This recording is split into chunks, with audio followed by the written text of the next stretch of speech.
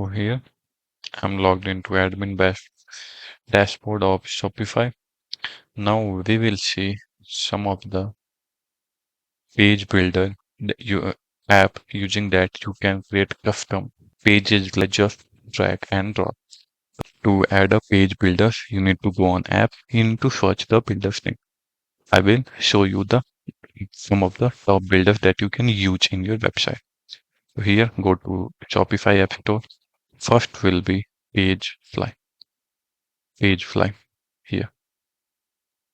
It is the one of the most popular custom page builder that you can use to create custom pages. You can just easily drag and drop and then create pages. It is free for one publish slot. Like you can create one page for free or one section. I have created a specific video how to create custom pages using Pagefly.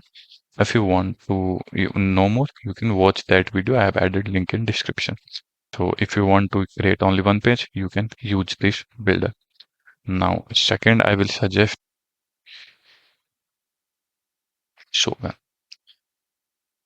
Here you can see Shogun landing page builder. It is also a custom page builder that you can use to create custom pages. Here you can see, but the thing is, it doesn't have any free plan. It started charging, and it will give 25 pages. Then you can another is eComposer. Here you can see eComposer landing page builder. It is also a very popular page builder. It also provides free one page section. They have to use it for only one page. You can use it. Other than that, they are plan like $19 for 15 pages or something like that.